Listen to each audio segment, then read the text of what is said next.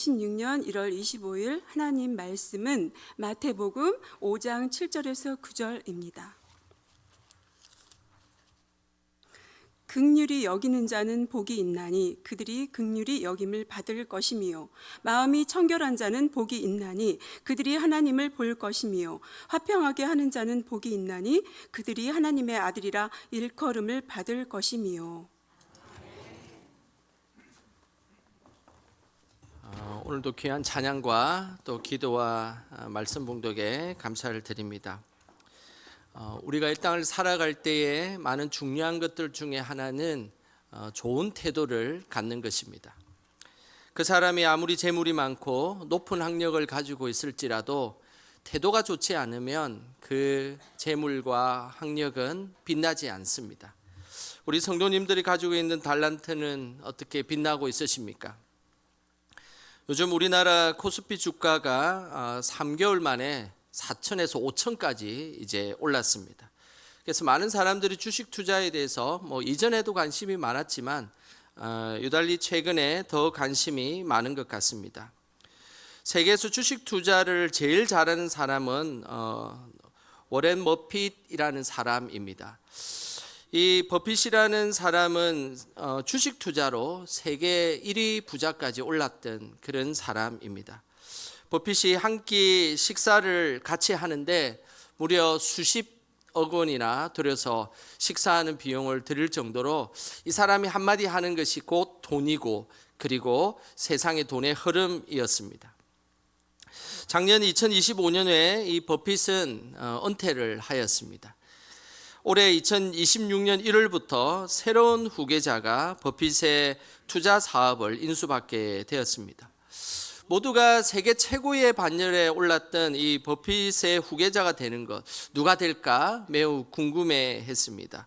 버핏의 후계자는 그렉 에이벨이라는 사람이 후계자가 되었습니다. 이 버핏이 그렉 에이벨을 후계자로 삼은 이유가 있습니다. 그 이유는 태도가 좋은 사람이었기 때문입니다. 그렉은 출신이 그렇게 대단하지 않습니다. 미국 사람도 아니고 캐나다 출신이고 그리고 어렸을 때는 그냥 노동자로 일했던 사람입니다. 하지만 그는 사업과 타인을 대하는 태도가 좋아서 계속해서 큰 일들을 감당하다 보니 이제 엄청난 부를 가지고 있는 이 버핏의 후계자가 되었던 것입니다. 작년 주주총회 때에 그렉이 버핏 후계자가 되었을 때에 많은 질문이 쏟아졌습니다. 그 중에 한 기자가 어떻게 하면 인생에 성공할 수 있습니까? 그 비결을 알려주십시오 라고 이야기를 하자 그는 일체의 망설임 없이 즉각적으로 인생의 성공의 비결에 대해서 이렇게 이야기를 했습니다. 인생에서 중요한 것들이 많지만 근면성실한 태도와 기여하고 싶은 태도를 가지고 시작한다면 인생에서 성공할 수 있을 거예요. 그의 인생의 성공 요건은 다른 것이 아니었습니다. 재물이 많은 것, 그리고 또한 지능이 뛰어난 것, 이런 것들이 사실은 그의 성공 요건이 아니었습니다. 그가 이야기한 성공 요건은 바로 태도였습니다. 어떤 주어진 일들이 주어지면 근면성실하게 그 일들을 해내는 태도, 그리고 이기적이지 않고 타인과 회사에 기여하고 싶은 태도, 이런 태도가 모아지면 그 사람은 꼭 성공할 수밖에 없다라는 이야기인 것입니다. 230조나 되는 이 버핏의 재산, 사실은 우리 일반 사람들이 가늠하기 힘든 숫자입니다. 이렇게 큰 재산을 관리하며 물려받을 수 있었던 것은 그 사람의 태도였다는 사실을 우리는 기억해야 합니다. 우리도 하나님 앞에서 좋은 태도를 가지는 것 참 귀한 일입니다. 하나님 앞에서 이런 좋은 태도를 통하여 하나님께서 주시는 그 복의 기업을 우리가 다 물려받아서 누리는 우리 영광의 성도들 다 되시기를 주님의 이름으로 축복합니다. 지난주부터 산상수훈 팔복에 대해서 말씀하고 있습니다. 지난주는 복 있는 마음에 대한 말씀을 나누었습니다. 복 있는 마음은 애통하는 사람, 그리고 심령이 가난한 자, 그리고 온유한 자, 의에 줄이고 목마른 자, 이런 사람들은 늘 하나님께서 복을 내려주시고 그 복이 있는 마음이다라고 제가 지난주에 말씀을 전했습니다. 오늘은 복이 있는 태도에 대한 말씀을 나누어 볼까 합니다. 이 땅을 살아가면서 하나님께서는 늘 우리에게 복을 주시는데 그 복을 받을 수 있는 태도는 어떤 태도일까요? 먼저 7절 말씀을 함께 읽어 보겠습니다. 긍휼히 여기는 자는 복이 있나니 그들이 긍휼히 여김을 받을 것이며. 이 긍휼이라는 헬라어 단어는 엘레오스라는 단어를 씁니다. 이 엘레오스는 1차적으로는 타인의 어려움이나 그 힘듦을 보고 슬퍼하고 이해한다는 그런 뜻입니다. 그런데 이 엘레오스라는 이 단어는 그냥 마음적으로만 그 사람에 대해서 슬퍼하는 것이 아니라 구체적인 실제적 도움까지 이르는 행동을 포함하고 있는 그런 뜻입니다. 그래서 긍휼은 불쌍히 여기는 마음을 넘어서서 실제적인 도움을 주는 선한 태도를 의미하는 것입니다. 누가복음 10장에 보면 우리가 잘 아는 선한 사마리아인의 비유의 말씀이 나옵니다. 어느 날 율법 교사가 예수님에게 찾아왔습니다. 그리고 함께 대화를 했습니다. 대화를 하는 중에 예수님은 이 사실을 알게 되었습니다. 이 율법 교사는 하나님을 사랑하고 이웃을 사랑한다라는 것에 대해서는 지식적으로 알고 있었지만 실제로 사랑을 행동으로 옮길 만한 인물이 아니다라는 것을 예수님이 간파했던 것입니다. 그때 예수님은 강도 만난 자의 말씀을 하셨습니다. 어떤 사람이 예루살렘에서 여리고로 내려가는 길이었습니다. 강도를 만났습니다. 길에 쓰러져 있었습니다.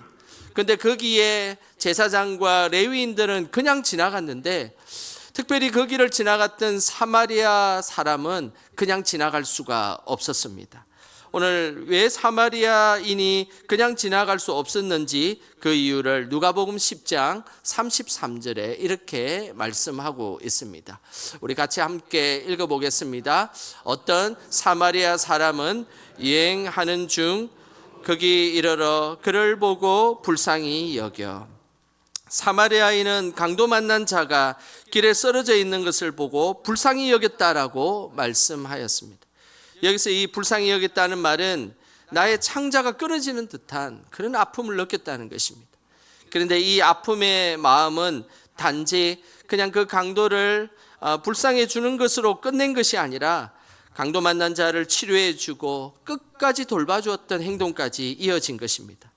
결국 긍휼이라는 이 엘레우스의 뜻과 똑같은 태도를 보였던 것이죠.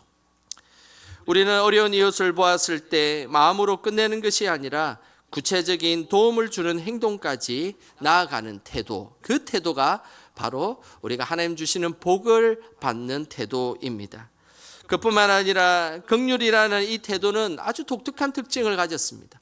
누군가 한 사람에게 그 긍휼을 베풀면 그 긍휼이 또 다른 사람에게 이어지는 그런 힘을 가지고 있는 것이 바로 긍휼의 힘입니다. 전라도 광주에서 처음으로 예수님을 믿고 광주 교회의 최초의 장로님이 되신 분이 계십니다. 최흥종 장로님이십니다. 이분은 나중에 목사님이 되셨고 우리나라 독립운동을 하셨습니다. 최흥종 목사님이 별세를 하셨을 때에 전국에서 문득병 환자와 결핵 환자, 거린 수백 명이 이런 소리를 외쳤습니다. 아버지가 가시면 우리를 누가 보호해 줍니까? 라고 통곡하며 그 장례식에 많은 이야기들이 회자되었던 것입니다. 그는 처음부터 성품이 좋은 사람이 아니었습니다. 동네의 왈패여서 욱하는 성품 때문에 사람들이 사실은 가까이 하지 않는 그런 어려운 사람이었습니다. 그런데 그는 1904년 광주에 포사이드 선교사님이 거린들과 문득병자들을 돌봐준다는 소식을 들었습니다.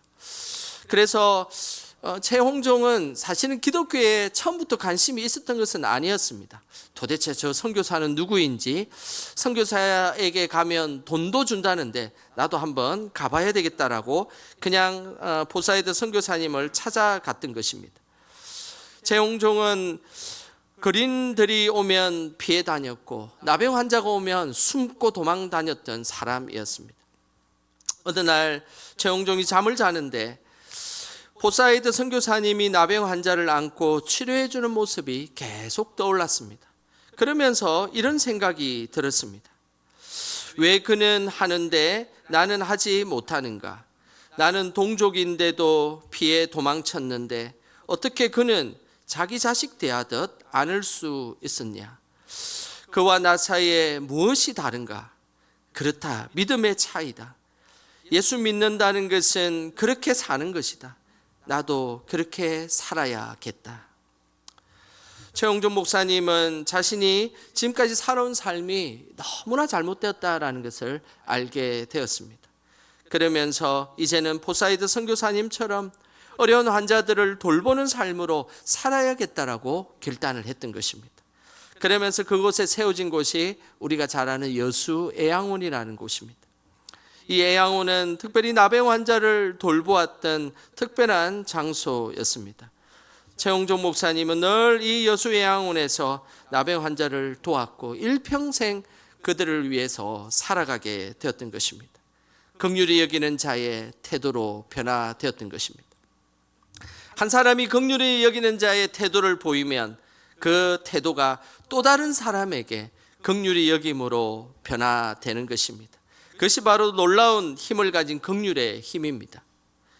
불쌍한 조선의 나병 환자들을 긍휼히 여기셨던 포사이드 선교사님, 그 긍휼히 여김이 최홍종 목사님에게 고스란히 전해져서 또 긍휼히 여기는 자로 살아가게 되고, 그리고 또 우리가 잘 아는 사랑의 원자탄이라고 이야기하는 손양은 목사님도 그렇게 긍휼히 여기는 자로 살아가면서 이 땅에 하나님께서 원하시는 긍휼히 여기는 자의 태도로 살아가게 되었던 것입니다. 잠언 19장 17절에 보면 이런 말씀이 있습니다. 우리 현대인의 성경 버전으로 한번 읽어보겠습니다. 같이 한번 읽어보겠습니다. 가난한 사람을 돕는 것은 여호와께 빌려주는 것이니 여호와께서 그의 선행을 반드시 갚아 주실 것이다. 어렵고 힘든 자들을 긍휼히 여기고 도와주는 자는 하나님께 그것을 꾸어주는 것과 빌려주는 것과 같다라고 말씀하셨습니다. 그러면서 오늘 하나님 분명히 약속하셨습니다. 그 긍휼히 여기고 도움을 주고 불쌍히 여긴 그 사람에게 반드시 갚아주시겠다라고 약속하셨습니다. 이처럼 우리 삶의 긍휼히 여기는 태도는 하나님의 복을 받는 태도이며 또 다른 긍휼을 만들어내는 태도임을 우리는 기억하셔야 되는 것입니다. 우리 삶에 늘 긍휼히 여기는 자가 되고 또 그 긍휼이 새로운 긍휼로 낳는 그런 은혜가 우리 삶에 가득하시기를 주님의 이름으로 축복합니다. 하나님이 주시는 복을 누리는 삶의 또 다른 태도가 오늘 8절에 이렇게 등장합니다. 8절 말씀 읽어보겠습니다. 마음이 청결한 자는 복이 있나니 그들이 하나님을 볼 것이며. 이 청결이라는 이 단어는 히브리어로 타호르라는 단어를 씁니다. 이 타호르는 제사를 지낼 때 사용하는 단어입니다. 구약의 제사에는 제사를 드릴 때 아주 중요한 원칙이 한 가지가 있습니다. 그것은 섞이지 않는 제물을 사용하는 것입니다.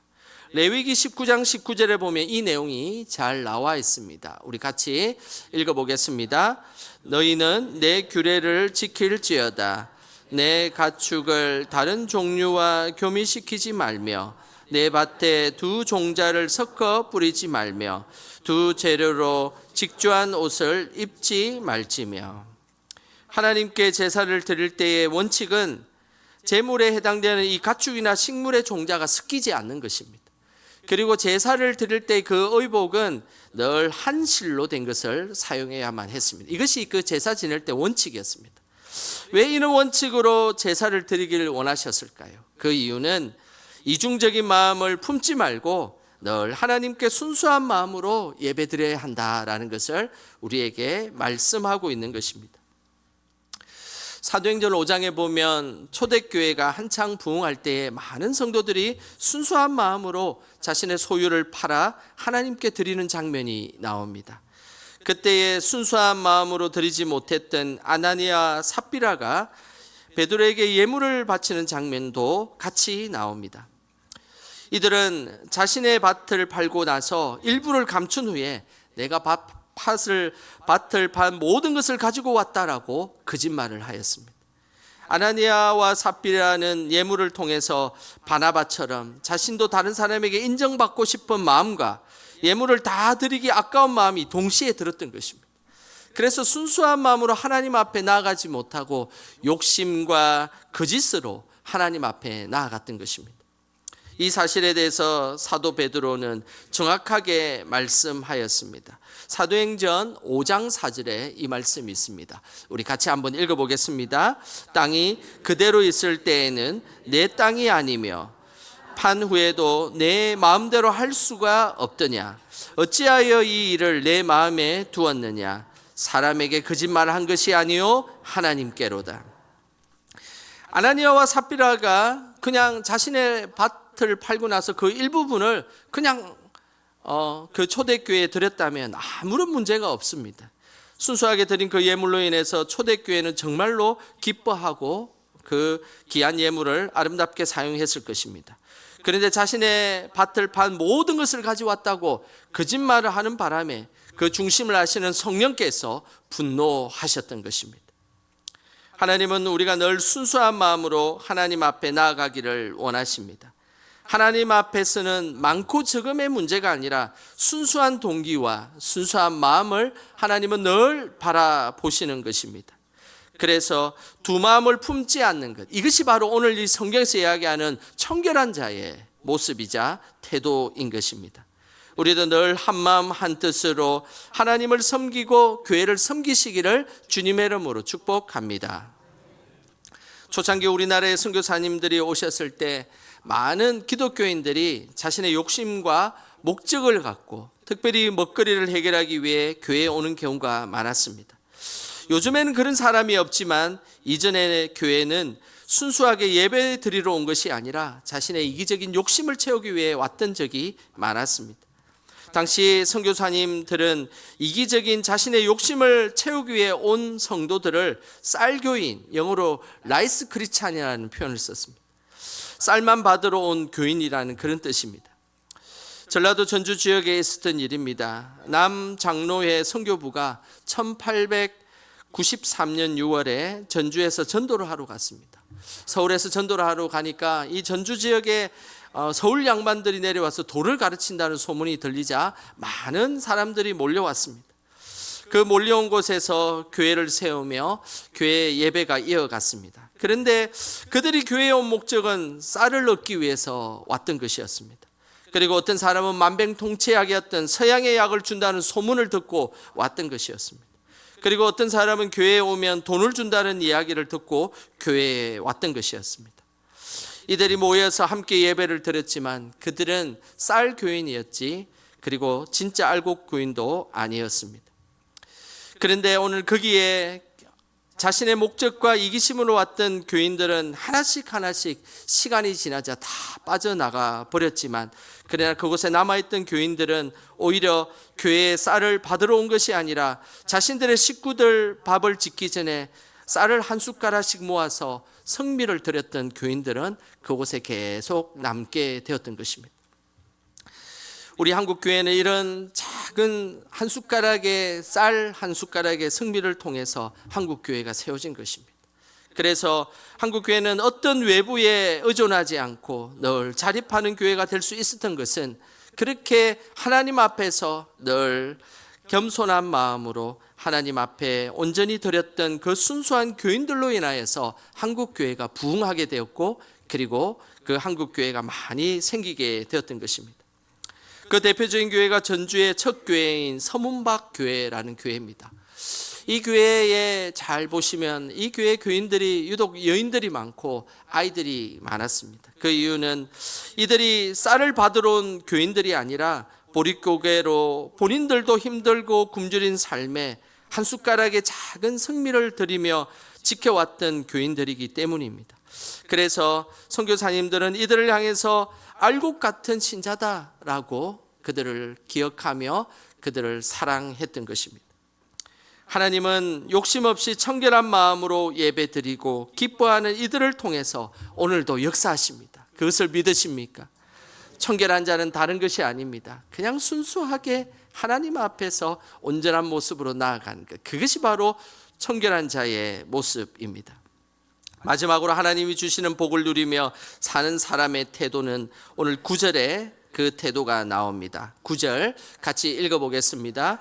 화평하게 하는 자는 복이 있나니 그들이 하나님의 아들이라 일컬음을 받을 것이며, 하나님이 주시는 복을 누리며 사는 사람의 태도는 바로 화평하게 하는 사람의 모습입니다.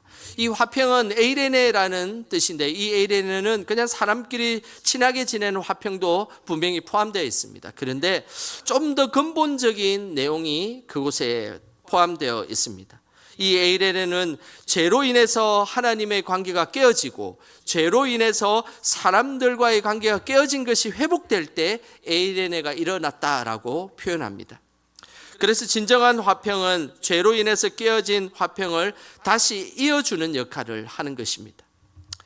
창세기 3장에 보면 태초에 하나님이 천지를 창조하신 후에 하나님과 사람들의 관계를 깨뜨렸던 존재가 등장합니다. 바로 뱀 곧 사탄입니다.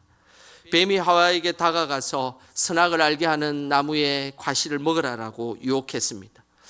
이것은 단순히 선악과를 먹게 하는 것이 목적이 아니었습니다. 하나님의 말씀에 순종하지 못하게 하는 것이 목적이었습니다. 그리고 나서 하와는 그 선악과를 따 먹어버린 후에 하나님과의 관계가 깨어져 버렸습니다. 그 뒤로 뱀은 하와를 통해서 그 선악과를 남편인 아담까지 먹게 했습니다. 이 모든 사실을 하나님께서 알게 되자 아담은 자신의 잘못을 회피하는 모습을 보였습니다. 그 순간에도 하나님의 관계 그리고 하와의 관계가 그 자리에서 깨어지는 모습이 보였습니다. 창세기 3장 12절에 보면 하나님과 사람들의 관계가 깨어지는 모습을 이렇게 말씀하고 있습니다. 우리 창세기 3장 12절 읽어보겠습니다. 아담이 이르되 하나님이 주셔서 나와 함께 있게 하신 여자 그가 그 나무 열매를 내게 주므로 내가 먹었나이다. 아담이 선악과를 먹고 나서 한 말을 보면 하나님이 주셔서 먹었다는 겁니다. 그 말이 무엇을 의미하겠습니까? 하나님도 책임이 있다는 것입니다. 그리고 또 여자가 그 열매를 먹게 했다는 말입니다. 그 말도 여자에게도 책임이 있다는 말입니다. 결국은 자신은 잘못이 없다는 것입니다. 아담에게 뱀인 사탄에 의해서 죄가 들어오자 하나님의 관계도 깨어져 버리고 사람들의 관계가 깨어져 버린 것입니다. 결국 이 화평이라는 것은 근본적으로 이 죄의 문제를 해결하지 않고서는 결코 우리는 화평할 수 없는 존재다라는 것입니다. 이 땅에 진정한 화평을 이룰 수 있는 분은 우리 죄의 문제를 해결해 주신 예수님밖에 없습니다.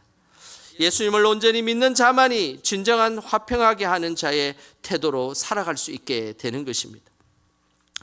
1919년 3월 1일 우리나라의 독립을 외쳤던 민족의 지도자 33명 중에 크리스찬이 그곳에는 16명이 있었습니다. 당시에 우리나라 인구의 겨우 1% 정도만 크리스찬이었을 때에 우리나라 평화와 독립을 외친 중심에는 기독교인이 있었다는 사실을 우리는 기억하셔야 합니다. 진정한 평화는 예수님의 그 정신을 온전히 알고 예수님 믿는 사람들만이 만들 수 있음을 우리에게 시사하는 그 숫자라고 할 수 있습니다.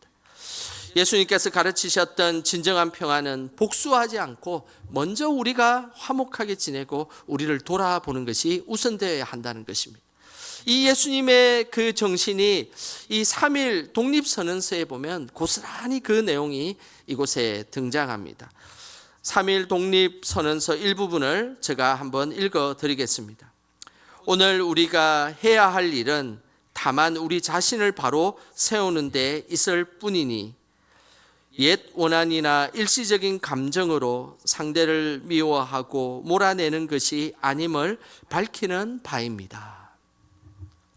독립선언서의 기본 정신은 타인을 미워하고 배척하는 것이 기본 정신이 아니었습니다. 바로 나 자신을 먼저 세우고 그리고 나 자신을 돌아보는 것, 이것이 바로 독립선언서의 기본 정신이자 기독교 정신인 것입니다. 그때 당시에 우리나라를 강제로 침략했던 일본에 대해서 어느 누구도 그 사람들에 대해서 분노하지 않았겠습니까? 그리고 그 사람들을 배척하고 싶은 마음이 얼마나 많았겠습니까? 그런데 이 독립선언서의 이 기본 정신은 그들을 미워하고 배척하고 그리고 그들에게 대항하는 것이 이 독립선언서의 기본이 아니었습니다.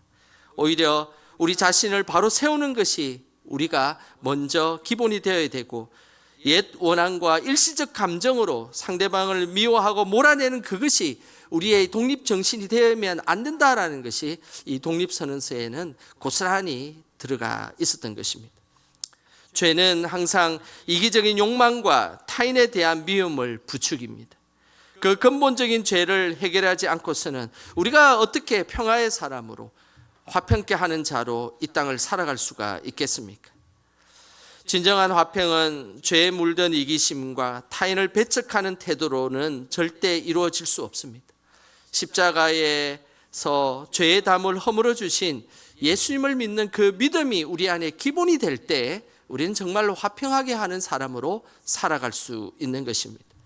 그 예수님을 믿는 믿음으로 사는 사람은 어디에 있든지 화평하게 하는 자로 살아가는 것입니다. 남의 죄를 덜추는 자는 결코 화평할 수 없음을 우리는 늘 기억해야 되는 것입니다. 우리의 삶의 태도는 어떤 모습으로 오늘 살아가고 있습니까? 예수님께서 말씀하셨습니다.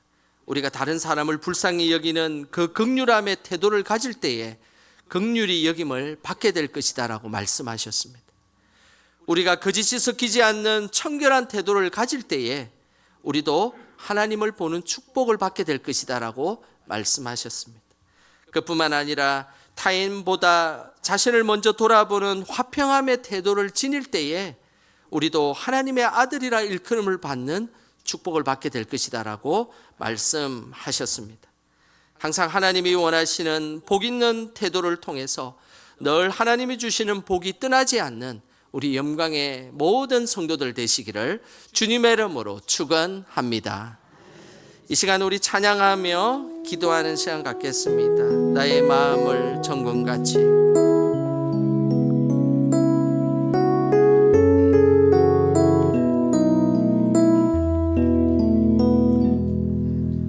나의 마음을 정금과 같이 정결케 하소서. 나의 마음을 정금과 같이 하소서. 내 영혼에 한 소망이 있으니 주님과 같이 거룩하게 하소서. 나의 삶을 드리니 거룩하게 하소서. 주님 나를 받으소서. 나를 받으소서. 우리 한 번 더 찬양하겠습니다. 나의 마음을 정금같이. 나의 마음을 정금과 같이 정결케 하소서. 나의 마음을 정금과 같이 하소서. 내 영혼에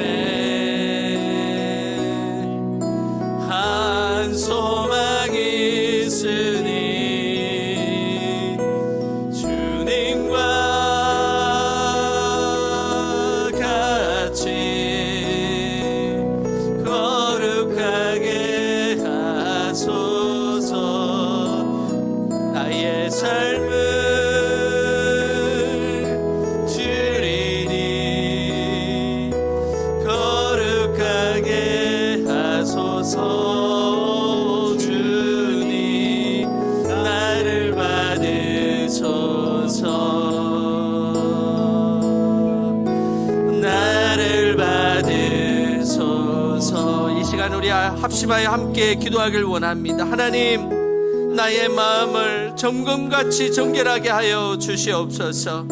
거짓됨이 없게 하여 주시고 순수한 하나님 앞에 온전한 예배자로 살게 하여 주시옵소서. 어려운 이들을 긍휼히 여기게 하여 주시고 그 일들을 통하여 하나님 긍휼히 영임을 받는 우리의 삶이 되게 하여 주시옵소서. 하나님, 기도합니다. 우리의 죄를 물리쳐 주시고 정결하게 하여 주셔서 우리가 이 땅에 우리가 속한 공동체마다 화평하게 하는 자로 살아가게 하여 주시옵소서. 우리에게 그런 태도를 주시옵소서. 이 시간 우리에게 그런 믿음의 태도를 가질 수 있게 해달라고 이 시간 주여 한번 크게 부르고 합심하여 기도하겠습니다. 주여, 하나님 아버지, 주님의 은혜를 구하며 나아갑니다. 주님, 이 시간 오셔서 우리의 마음을 정결케 하여 주시옵소서. 거짓됨이 없게 하여 주시고 순수하게 하여 주시고 섞이지 않는 마음으로 살아가게 하여 주시옵소서. 하나님, 이 시간 기도합니다. 하나님, 긍휼히 여길 수 있는 마음과 태도를 허락하여 주시고 우리가 모여있는 곳곳마다 화평을 전하는 자로 살아가게 하여 주시옵소서. 우리가 있는 곳마다 하나님 죄가 사라지게 하여 주시고 화평의 은혜가 임하게 하여 주셔서 깨어진 곳에 하나 되고 분열된 곳이 일치하는 그런 우리의 삶이 될 수 있도록 주여 인도하여 주시고 우리를 붙잡아 주시옵소서. 하나님 아버지, 한없이 부족하고 죄 많은 저희들에게 늘 사랑의 태도를 보여주셔서 감사드립니다. 다른 사람을 긍휼히 여기는 태도를 주시고 한 마음으로 청결하여서 정금같이 늘 하나님만 높이는 우리가 되게 하옵소서.